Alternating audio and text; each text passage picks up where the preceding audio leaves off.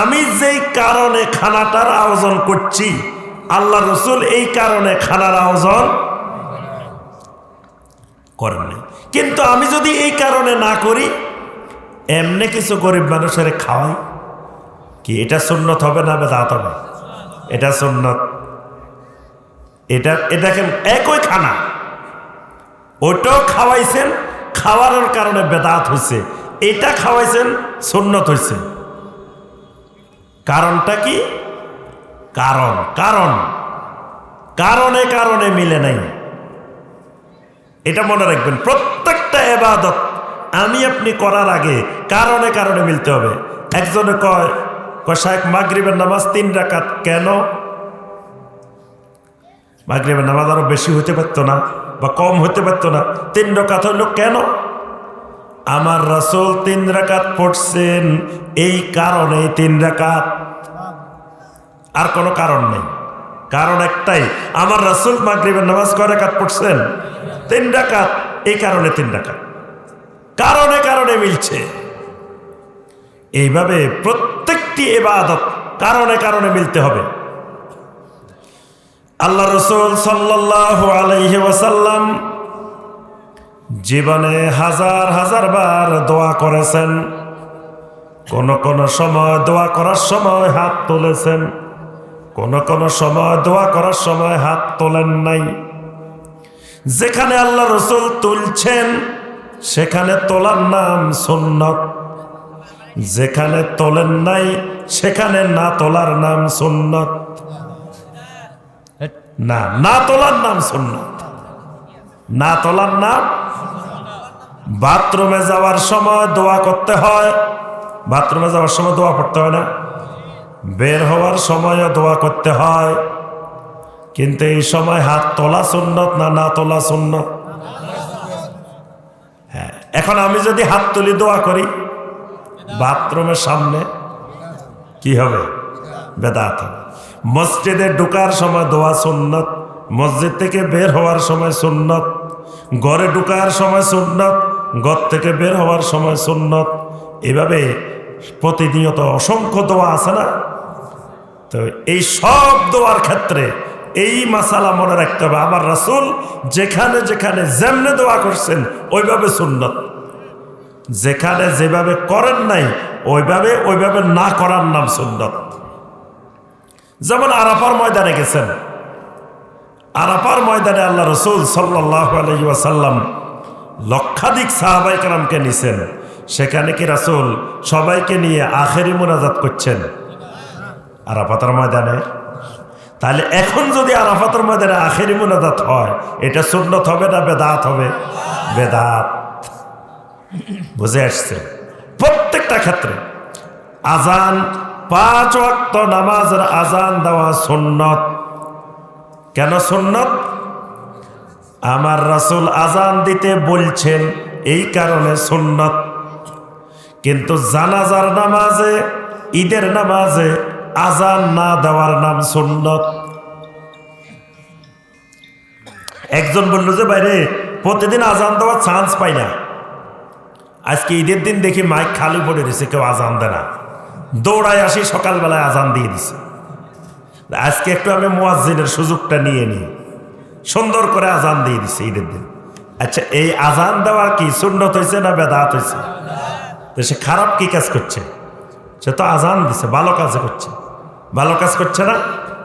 কিন্তু ভালো কাজ করেও জাহান্নামে যাবে, আজান দিয়েও জাহান্নামে যাওয়া লাগবে। কি আজান দিয়ে জাহান্নামে যাবে কেন? আল্লাহ রাসূল এখানে আজান দেন নাই, দিতে বলেন নাই। এখন কেউ কেউ আপনারা কইতে পারে আল্লাহ রাসূল কি নিষেধ করছেন? দেখবেন অনেকে এরকম বলে যে আল্লাহ রাসূল কি নিষেধ করছে নাকি? নিষেধ করলে এরকম একটা হাদিস দেখাও যে এখানে এটা করা যাবে না, এটা কোথায় নিষেধ করছে? আল্লাহ রাসূল সাল্লাল্লাহু আলাইহি ওয়াসাল্লাম যদি নিষেধ করে দিতেন, নিষেধাজ্ঞা যদি পাওয়া যাইত, তখন এটার নাম বেদাত হইতো না, তখন এটার নাম হয়ে যেত হারাম। তখন এটাকে আমরা বেদাত বলতাম না, তখন এটার নাম হয়তো কি? হারাম। আল্লাহ রসুল সরাসরি নিষেধ করছে। নিষেধাজ্ঞা নাই, এই কারণে এটার নাম বেদাত। কথা বুঝে আসছে? মানে আল্লাহ রসুল করেনও নাই, আবার নিষেধও করেন না, তখন এটার নাম বেদাত। আল্লাহ রসুল করেনও নাই, নিষেধ করে দিয়েছেন করা যাবে না, এটার নাম বেদাত না, এটার নাম হবে কি? হারাম। হারামে আর বেদাতের তফাৎ এই জায়গায় যে হারামের নিষেধাজ্ঞা থাকবে কিন্তু বেদাতের নিষেধাজ্ঞা থাকবে না। কিন্তু আমাদের সমাজে অনেক মূর্খ, সম্মানিত মূর্খ ভাইয়েরা আছে, বলবে কি যে তুমি যে এটা কইতেছ বেদাত, করা যাবে না, আল্লাহ রসুল নিষেধ করছেন, এই মর্মে একটা দলিল নিয়ে আসো। তো এই মর্মে যদি দলিল থাকতোই তাহলে তো এটা বেদাত বলতাম না, এটাকে আমরা বলতাম কি? হারাম। নিষেধাজ্ঞার হাদিস নাই, এই কারণে এটার নাম হয়েছে কি? বেদাত। আচ্ছা আসেন, এরপরে 1 নম্বরে বলছি কি? কারণ। কারণে কারণে মিলতে হবে। 2 নম্বরে জিনসে জিনসে মিলতে হবে। জিনস মানে প্রকরণ, প্রকরণ, প্রকরণে মিলতে হবে। প্রকরণ, প্রকরণটা কি? মহিষ দিয়ে কোরবানি করা জায়েজ আছে কিনা? অনেকে মনে হয় ফতোয়া দিতে চাচ্ছে জায়েজ নাই। মহিষ দিয়ে কোরবানি জায়েজ আছে কিনা? আছে। কেন জায়েজ আছে? মহিষের কথা তো কোরআন হাদিসে কোথাও নাই। কোরআনে কারিমেও কিন্তু মহিষ শব্দ নেই। মহিষের আরবি হলো জামুস। জামুস নামে কোনো কিছু কোরআনে কারিমেও নাই, হাদিসেও নাই, কিন্তু জায়েজ হলো কেন? এই যে বুঝে গেছে মেধাবী স্টুডেন্ট খুব, যে বাকারের প্রকরণ। কোরআন হাদিসে বাকার আছে। বাকার মানে কি? গরু। মহিষটা আসলে গরুরই একটা প্রকরণ। বুঝে আসছে? এটা আরেক রকম দেখি আমরা মহিষ বলি। আমরা গরু কয় রকম দেখছি দেখবেন, মিনার বাজারে গেলে হজের সময় কত রঙের গরু পৃথিবীর বিভিন্ন জায়গা থেকে আসে, রং বেরঙের গরু আছে। মহিষও একটা গরু। এই কারণে মহিষ দিয়ে কোরবানি করলে হয়ে যায়। কিন্তু কেউ যদি ঘোড়া দিয়ে কোরবানি করে, কি ঘোড়া দিয়ে কোরবানি করলে হইব? আচ্ছা, খাসি দিয়ে কোরবানি করলে হবে কিনা? কিন্তু বর্তমানে দেখবেন বড় বড় টার্কি মুরগি আছে, খাসি মুরগি আছে, দেখছেন? বড় বড় মুরগি দেখছেন না? টার্কি মুরগি, খাসি, খাসি মুরগি বড় বড়। কেউ যদি এরকম মুরগি আনে কোরবানি দিয়ে হবে কিনা? কেন হবে না? প্রকরণে প্রকরণে মিলে নাই। বুঝে আসছে? প্রকরণে প্রকরণে মিললে সুন্নত, প্রকরণে না মিললে এটা হয়ে যাবে বেদাত। সুন্নত বেদাত মানতে হলে এই 6টা উসুল মনে রাখতে হবে। একটা কারণ, 2 নম্বরটা কি বলছি? প্রকরণ।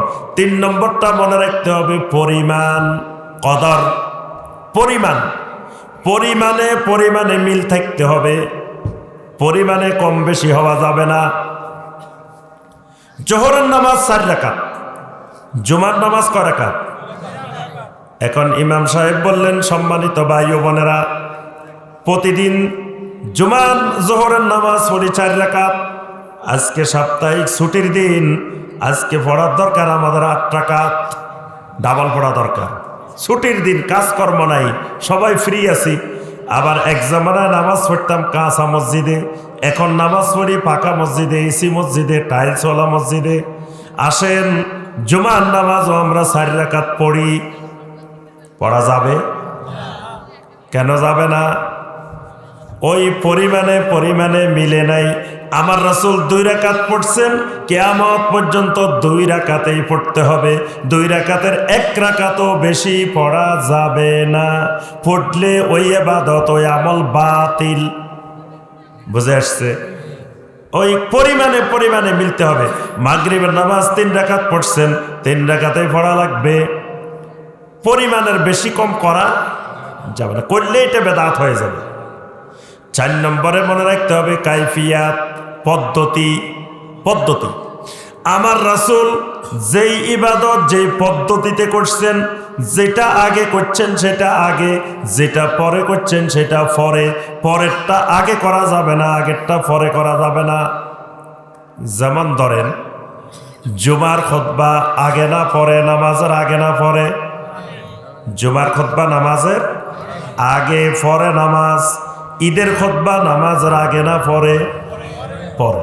কিন্তু দেখা যায় ঈদের খুতবা পরে হওয়ার কারণে অনেক মুসল্লিরা নামাজ পড়ি দৌড় দিছে, আছে না? খুতবা শোনে না, নামাজটা সালাম বেরিয়ে দিছে। তো খতিব সাহেব বললেন শোনেন, পরে আমি খুতবা দিতে গেলে আমার মুসল্লিরা খুতবা শোনে না। আমরা জুমার দিন যেরকম আগে খুতবা দিই, আজকেও খুতবাটা নামাজের আগে দিয়ে দিই। কি অসুবিধা কি? খুতবা তো উনি দিছেন, হয়তো নামাজের পরে দেওয়ার জায়গায় আগে দিছেন, খুতবাটা হবে হবে না, বেদাত। কেন বেদাত? পদ্ধতি মিলে নাই। আমার রাসূল পরে দিছেন, সে আগে দিছে, এই জন্য আগে আর পরে করলেও ইবাদত সুন্নত আর বেদাত হয়ে যায়। বুঝে আসছে? ওযু করার সময় যেই অঙ্গ আগে ধুইতে হয় সেটা আগে ধোয়া ফরজ, যেটা পরে ধুইতে হয় সেটা পরে ধোয়া ফরজ। ওযুর ফরজ কয়টা বলেন তো দেখি? ও আল্লাহ, গাইবান্ধাও 4টা, 6টা। ওযুর ফরজ কয়টা? 6টা। 4টা তো হলো আমাদের দেশের কমন, সবাই জানে যে 4টা।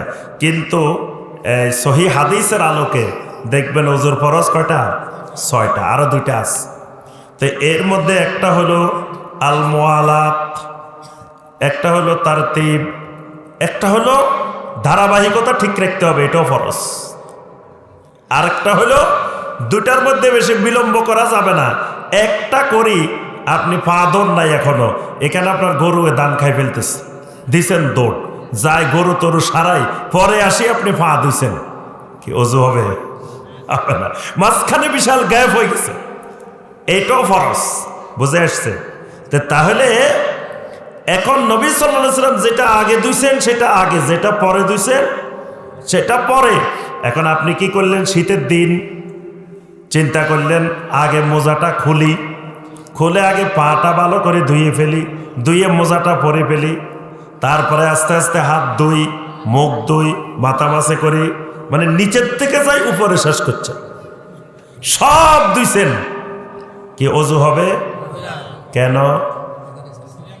নবী সাল্লাল্লাহু আলাইহি ওয়াসাল্লামের পদ্ধতির সাথে কাইফিয়তের সাথে কাইফিয়ত মেলে নাই। এটা হলো 4 নম্বর। 5 নম্বরে মনে রাখতে হবে জামান, সময়ে সময়ে মিল থাকতে হবে। নবী সাল্লাল্লাহু আলাইহি ওয়াসাল্লাম এই আমলটা, এই ইবাদতটা যেই সময়ে করেছেন আমাকেও সেই সময়ে করা লাগবে। এখন আসরের সালাত যদি মাগরিবে পড়েন, মাগরিবেরটা এশায় পড়েন, হবে না। কারণ কি? ওয়াক্ত, সীমানা, সময় নির্ধারণ করা আছে। আরাফার ময়দানে জিলহজ মাসের 9 তারিখে যাওয়া লাগে, কিন্তু 9 তারিখে যাই দেখলেন লক্ষ লক্ষ মানুষ এক ময়দানের ভিতরে, এক বাথরুমের সামনে 50 জন 60 জনের সিরিয়াল। আর আপনি চিন্তা করলেন মিয়া ওই সময় যাই এত ঝামেলা করার দরকার কি? এখন তো আরাফাতের ময়দান খালি পড়ে রয়েছে, এখন একবারে খালি না। এখন আপনি বাথরুম 50টা দখল করে বসে থাকেন, কোনো অসুবিধা নাই। এখন যদি বাংলাদেশ থেকে কিছু মানুষ যায় আরাফার ময়দানে বসে থাকেন, হজ হইব? কেন হবে না? অসুবিধা কি? আপনি তো আরাফাতের ময়দানে গেছেন। বাংলাদেশে গরিবের হজ করার জন্য টঙ্গীর ময়দানে চলে যায়, এটা নাকি গরিবের হজ। এখন গরিবের হজ না, যদি সে আরাফাতের ময়দানেও যায় এখন বসে থাকে, তাও তার হজ হবে না। কারণ কি? হজের একটা সময় আছে, নবী সাল্লাল্লাহু আলাইহি ওয়াসাল্লাম একটা সময় ঠিক করছেন, ওই সময়ের আগে গেলেও হবে না, পরে গেলেও হবে না। তাহলে সময়ের সাথে সময়ের মিলতে হবে। 6 নম্বরে যেটা খেয়াল রাখতে হবে, মাকান, জায়গায় জায়গায় মিল থাকতে হবে, স্থানে স্থানে মিল। আল্লাহ রসুল বলছেন হজ আরাফা, আপনি যদি কোন হজ তাঙ্গি, রাসূল বলছেন আল হাজ্জু আরাফা, আপনি বলেন আল হাজ্জু তাঙ্গি, কি হবে? হজ হবে কোথায়? আরাফা। কারণ নবী সাল্লাল্লাহু আলাইহি ওয়াসাল্লাম জায়গা ঠিক করে দিয়েছেন, সুতরাং ওই জায়গার বাহিরে পৃথিবীর আর কোথাও হজ হবে। এই 6টা জিনিস প্রত্যেকটি ইবাদতের ক্ষেত্রে খেয়াল রাখতে হবে। এই 6টা জিনিস যদি মিলে এটার নাম সুন্নত, যদি না মিলে এটার নাম বেদাত। এই জন্য আমার ভাই ও বোনেরা, সুন্নত এবং বেদাতের নীতিমালা মেনে চলতে হবে। বেদাতের কোনো দলিল থাকবে না, দলিল থাকবে না। যদি কেউ বলে এটা যে বেদাত, দলিল দেখাও, দলিল নাই, দলিল নাই, এই কারণে বেদাত। আমি বললাম ভাই যে সামনের বাড়ি এটা দেখতেছেন, এটা কিন্তু আমার না। এখন আপনি কইলেন যে শায়েখ আপনার যে বাড়ি এটা যে আপনার না, আপনি কবলাটা খতিয়ানটা একটু দেখাই যান কি। আমি বললাম ভাই বাড়ি এটা কিন্তু আমার না, আপনারা সবাই জানে রাখবেন। এখন আপনারা কইলেন না ঠিক আছে আপনার না, এটা মেনে নিছি, কিন্তু আপনি দলিল দেখাইতে হইবে, খতিয়ানটা দেখান। কত নম্বর কবলার মূলে বাড়ি এটার মালিক আপনি না? কি আমার কাছে কিছু আছে? আমাকে যদি 1 মাসও ধরে রাখেন তাও দেখানি সম্ভব, কারণ কিচ্ছু নাই। এই কারণে বাড়ি এটার মালিক আমি না। যদি থাকতো তাহলে বাড়ি এটার মালিক আমি হইতাম। যিনি ওই বাড়ির মালিক ওনার কাছে যা চাইবেন কাগজপত্র সব আছে, আছে না? তাহলে যিনি বলবেন এটা সুন্নাত, দলিল দেখাবেন তিনি। যিনি বলবেন বেদাত, উনি দলিল দেখানো লাগবে না, দলিল নাই এই কারণে বেদাত। কিন্তু আমাদের দেশে কেউ কেউ কয় এটা যে বেদাত কোন হাদিসে পাইছে, কোন কিতাবে পাইছে, কোন দলিলে পাইছে, দেখাও। তো দেখাবো কোথা থেকে? এটা তো নাই। এই কারণেই তো বেদাত। যদি সুন্নত হয়তো আপনি দেখান, আপনি দেখালে আমরা বুঝবো এটা সুন্নত। তাহলে সুন্নত আর বেদাতের নীতিমালা যদি না মানি, তাহলে আমাদের ইবাদতগুলো, আকীদাগুলো সব ধ্বংস হয়ে যাবে।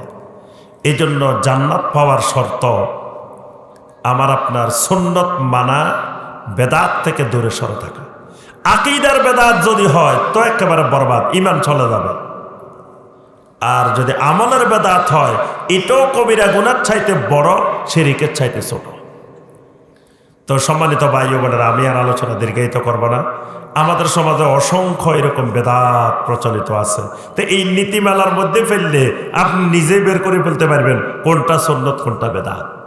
আল্লাহ রাব্বুল আলামিন আমাদের সবাইকে সুন্নতের ইত্তেবা করার, বেদাত থেকে দূরে থাকার আল্লাহ পাক তৌফিক দান করুন। আল্লাহ রাব্বুল আলামিন আজকের এই ইসলামী সম্মেলনকে কবুল ও মঞ্জুর করে নিন। এই সম্মেলনের প্রথম থেকে শুরু করে এই পর্যন্ত যা আলোচনা হয়েছে আল্লাহ পাক আমাদেরকে আমল করার তৌফিক দান করুন।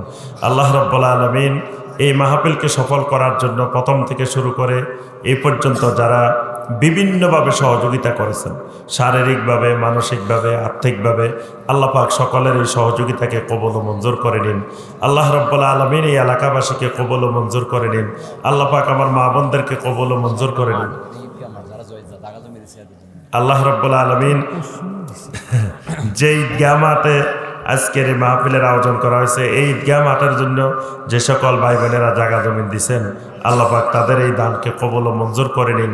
যারা দুনিয়া থেকে বিদায় নিয়েছেন, আল্লাহ পাক তাদের জীবনের সকল গুনাহ খাতাকে মাফ করে দিন। এই এলাকাবাসীকে আল্লাহ রাব্বুল আলামিন কবুল ও মঞ্জুর করে নিন। এই এলাকার যারা মুর্দেগান বিভিন্ন কবরস্থানে শায়িত আছেন, আল্লাহ পাক তাদের সবাইকে আযাবে কবর, আযাবে নার থেকে হেফাজত করুন। সম্মানিত ভাই ও বোনেরা, আমার লিখিত অনেকগুলো ইমানের উপরে গুরুত্বপূর্ণ বই আছে। তো বইগুলো আপনারা এখানে পাবেন, যারা সংগ্রহ করতে চান এখান থেকে নিতে পারবেন ইনশাআল্লাহ। একজন ভাই জানতে চেয়েছে, বিকাশ এবং নগদে লেনদেন করার সময় যে চার্জ কেটে নেয় এটার বিধান জানতে চাই। না, এই চার্জ যেটা কাটে, তো এটা তো সার্ভিস চার্জ হিসাবে কাটতেই হবে। কারণ আপনাকে যে সার্ভিসটা দিবে, তো এই সার্ভিসের জন্য তো তার একটা ফি লাগবে না? কারণ এটার জন্য তাকে কত কিছু ব্যবহার করতে হচ্ছে, তার স্টাফ লাগতেছে, কর্মচারী লাগতেছে, অফিস লাগতেছে, আর এটা তো তার একটা ব্যবসা। তো সুতরাং এই ব্যবসা করতে গেলে এই ফি যদি সরকার অনুমোদিত স্বাভাবিক ফি কাটে, এটা শরীয়তের দৃষ্টিতে অবৈধ না, এটা হারাম হবে না। অনেক আলেমগণ বলেন যে সুর দিয়ে আলোচনা করা যাবে না, কিন্তু কেন ব্যাখ্যা চাই না। সরাসরি সুর দিয়ে আলোচনা করা যাবে না বা এটা হারাম এরকম বলা যাবে না। তবে সুরের অনেক ক্ষতিকর প্রভাব আছে, অনেক ক্ষতিকর দিক আছে। ক্ষতিকর দিক হলো যে সুরের ওয়াজের কারণে মানুষ ওয়াজ কি হচ্ছে, আলোচনা কি হচ্ছে সেই দিকে খেয়াল না করে মানুষের দৃষ্টিটা যায় সুরের দিকে। তো এই কারণে তখন সমাজের অনেক ধর্ম ব্যবসায়ী, মূর্খ, প্রতারক, তারা সুরকে আয়ত্ত করে ধর্ম ব্যবসা চালায়। তখন মানুষ, সাধারণ মানুষ ওলামায়ে কেরাম থেকে দূরে সরে যায়, আলেম থেকে বিচ্ছিন্ন হয়ে যায়। যেমন আমাদের সমাজের বর্তমান অবস্থা, বর্তমানে সাধারণ মানুষ বক্তাদেরকে চিনে, আলেম চিনে না। বক্তাদের সাথে পরিচিত কিন্তু আলেমদের সাথে পরিচিত না। আর মাসালা জিজ্ঞেস করে, ফতোয়া জিজ্ঞেস করে বক্তাদের কাছে, আলেমদের কাছে না। এই কারণে মানুষ মনে করে যারা ওয়াজ করে এরাই মনে হয় বড় আলেম। আসলে বড় আলেম এক জিনিস, ওয়াজ করা আরেক জিনিস, দুই জিনিস। আমাদের দেশের প্রেক্ষাপটে, আমাদের দেশে বড় আলেমেরা ওয়াজের ময়দানে খুব কম। ওয়াজের ময়দানে যারা, তাদেরকে যদি কিতাব পড়তে দেওয়া হয়, মাদ্রাসায় একটা কিতাব পড়াইতে দেওয়া হয়, পড়াইতে পারবে না। অর্থাৎ দুই জগৎ, দুই জিনিস। এজন্য আমার ওস্তাদ আব্দুল্লাহ জাহাঙ্গীর রাহমাহুল্লাহকে আমরা জিজ্ঞাসা করেছিলাম যে আপনি সুর দিয়ে ওয়াজ করেন না কেন? তো ওস্তাদ বলছিলেন যে সুর দিয়ে ওয়াজ করলে আমি লাভবান হব কিন্তু উম্মাহ ক্ষতিগ্রস্ত হবে। মানে আমার তখন কদর বেড়ে যাবে, আমার জন্য হেলিকপ্টার রেডি থাকবে। সুর দিয়ে ওয়াজ করলে কিন্তু আপনারা প্রতিদিন হেলিকপ্টারে নিয়ে যাবে। তারপর আপনার ওয়াজে লক্ষ লক্ষ শ্রোতা হবে। আপনি বিশাল ডিমান্ড করতে পারবেন যে আমার 2 লাখ টাকা, 1 লাখ টাকা, আমার হাতিয়ে 1 লাখ টাকা, আমার হেলিকপ্টার ফি নিতে পারবেন। আরও যা চান সব দেওয়ার জন্য রেডি হয়ে যাবে, কিন্তু উম্মাহ ক্ষতিগ্রস্ত হবে। তখন উম্মাহ দেখা যাবে এই জাহেলদের থেকে কোনো উপকৃত হইতে পারবে না। আচ্ছা, ফরজ সালাতের পর সম্মিলিত মোনাজাত করা বেদাত বুঝলাম, কিন্তু ওয়াজ মাহফিলে তো ফরজ না, এখানে মোনাজাত করা হয় না কেন? কোরআন ও সহিহ হাদিসের আলোকে দলিল চাই। জি, এই তো সুন্দর, একবারে সুন্দর কথা জবাব হয়ে গেছে যে কারণে কারণে মিলে নাই। যে যেহেতু নবী সাল্লাল্লাহু আলাইহি ওয়াসাল্লাম সারা জীবন ওয়াজ করছেন না, আল্লাহ রাসূল দুনিয়াতে আসছেন তো ওয়াজ করার জন্য। তো নবী সাল্লাল্লাহু আলাইহি ওয়াসাল্লাম সারা জীবন ওয়াজ করছেন, বয়ান করছেন। করে নবী সাল্লাল্লাহু আলাইহি ওয়াসাল্লাম যখন বয়ান শেষ করতেন তখন কাফফারাতুল মাজলিসের দোয়া পড়ে শেষ করতেন। কখনো সাহাবায়ে কেরামদেরকে নিয়ে, জনগণকে নিয়ে আমরা আমাদের দেশে যে পদ্ধতিতে সম্মিলিত আখেরি মুনাজাত হয়, এটা নবী সাল্লাল্লাহু আলাইহি ওয়াসাল্লাম করেন নাই। তো কারণে কারণে না মিললে তো এটাও বেদাত। যদি কারণে কারণে মিলে যেত তখন এটা সুন্নত হইত। আর দোয়া করতে অসুবিধা নাই, কিন্তু এখানে অসুবিধাটা দোয়ার পদ্ধতি। আমরা দোয়া করছি না তখন, তারপরে সবার আপনি যেটা পড়বেন কাফফারাতুল মাজলিসের, এটাও তো দোয়া, সবে দোয়া।